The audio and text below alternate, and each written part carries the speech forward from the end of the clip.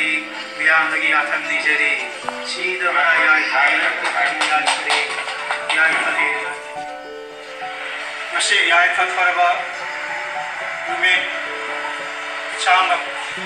उत्था मरी संक्षुमा लानिहान नावरेम पुलोगी तागम पावा निक्सिंग थौरम मसेगी थौरम मसेदा उजी थौरम तलेगे मतुगिना अफोंग में फम बगी मताम अदो यवले वरम मदुना हाइबा अफोंग में फम मसे फम बगी मसेगी तिबिरिबा मियाम लगी आथन निजरी असेगी याथोंग बगी फम मसे शॉपिंग अबकी तमक्का अखोगी याइफलुकी मोक्सा प्रेसिडेंट ओबिरिबा मिंगोना पंजारबदा ओजा नोंथोमा इंद्र कुमार को हाइबा फम मसे लक्ष्मी नबी तमक्का यारना उरुना निक्सिंग जदे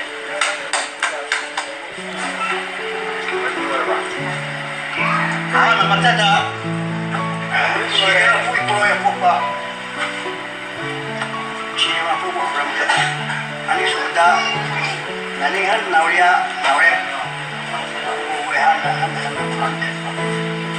jangan si ini mah anak macam dari musik baik ada satu nama pun saya ada masih nani kan nauria perlu di sama ya sudah musik orang masih di apa pun tunggu bayang lagi dari pemerintah kalau itu masih jenis patok ini ada ibakal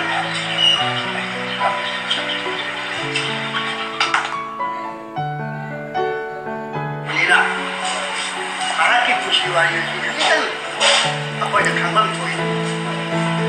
ada bayang apa semua sudah kambing yang magani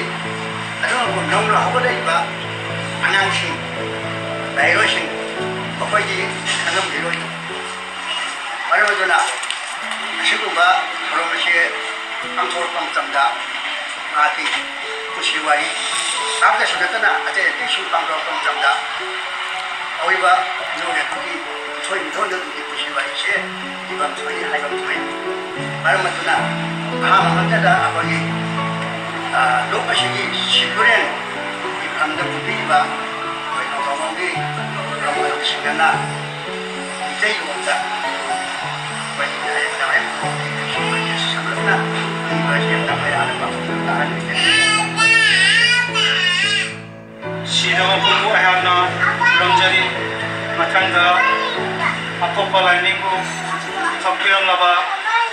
लाइनिंगन नावरिया हाइबदी थौरमसिदा लेंबिरैबा खाइखिबि ओजा गुरुसिंह मयांगि फुंदा आयाना खाइखुना उचेरि लाइनिंगन नावरिया फुलोगी समनप पुंसिवारी पावगी मतंगसिदा आयाना पाथोक्तुना मियांग ताहांजरि लाइनिंगन फुंद्रै फुलोगी समनप पुंसिवारी पोपा लाइनिंगन नावरिया फुलो Hawan Thagi Pungani Thoini Panba August Nongsim Pungani Pan Ingraji Chahirol Chatra Nipanga Mathu Nipan Asangi Halakandi Zilagi Lala Kauba Tawondagi Kilometer Manga Labna Leba Rajeshwar Puli Laistam Kun Mayai Lekai Katakha Kauba Turiel Gidi Awang Kangba Mapan Nauriam Sageda Leba Popan Wiki Nubidan Yasang Laba Matunga Kajom Tauki Mahapukok Papan Taugi Minna Nauriam Chauba Amasung Apopi Mama Minna Kambo Wainan Togi Matamado Mitai Yakwagi Manunga Hindu Lining Laishona Chimba Nonglay Nusiti Matawgong Yamna Sapu Kaliba Matamni Pangang Oringeda Mahaki Sawang Sada Fundrei Ketpagum Ajay Haiduna Fundrei Haina Mitolki Mahiri Masing Kandava Matanga Iskuri Ojana Mahaku Leigum Ajay Haiduna Mayan Ronda Full Haina Mingauki Mayan Rondi फुल वहायबो मितैना लोनथै ओइखिबुना फुलो असुमना कौनखि महिरोय ओइरिङे महाक अहानबदा राजेश्वरबु नंबर 34 LP स्कूल लाइक तंब हौखि अदुदगी सिलचरगी नरसिंहपुर अपर प्राइमरी स्कूल लौसिंगमदा अना लाइक तंखि मतुंगा छात्रा मापनगा तरा मरी इंगा गोप विक्टोरिया मेमोरियल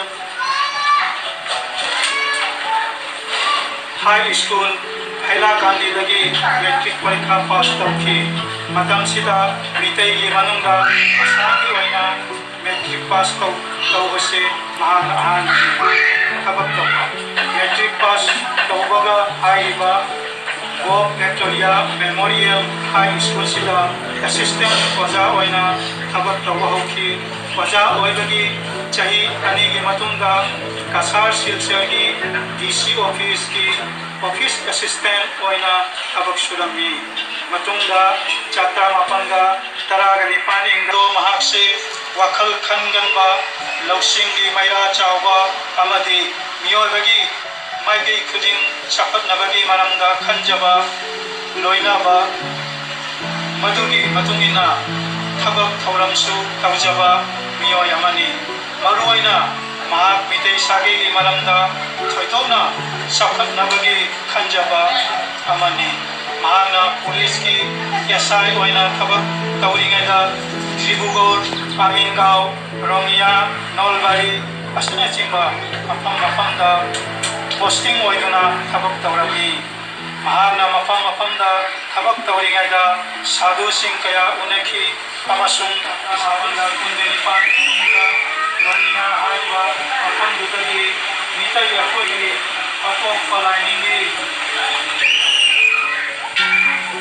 मंगाल अंजखी अदुदगी मधुगी मतुंगा महाई थबकना छात्रा मापनगा ता इंगी तराग हुंदो एपिलदा अपोप मरु खतुना अपोप लाइनिंग मधुक पहुकी महाना अपोप लाइनिंग नसी उथोरक पायकी महान बा मता नसी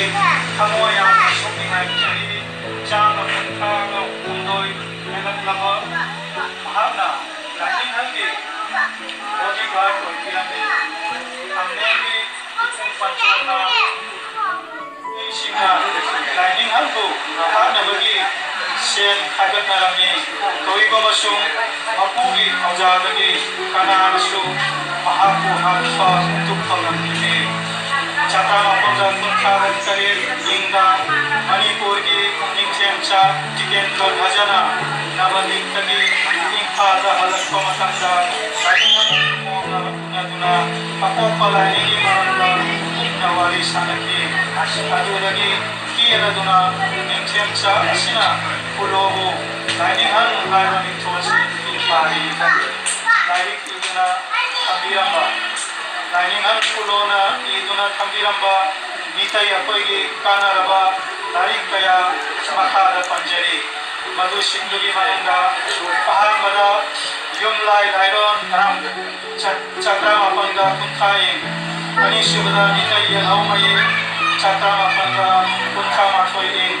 अहोम सुबदा सकोक चिरेन छात्रा मापनगा कुंथा माथोई औरक पपुया अनिसुबदा अपोप पमरुकी तुंगफम छात्रा मापनगा कुंथा माथोई लाइवा अहोम सुबा मंगा सुबदा सिंखा लेकारोन छात्रा मापनगा कुंथा माथोई तरुक सुबदा चिमु लाइरेंबी छात्रा मापनगा कुंथा माथोई तरेट सुबदा गौर धर्म चंगत मतंग छात्रा मापनगा कुंथा माथोई निपान सुबदा औनबुंग अमसुंग लानबुंग छात्रा मापनगा कुंथा माथोई मितै लेपा लाइफाम मापन सुबदा निंगथौरेन पामहाइबा छात्रा मापनगा और Victor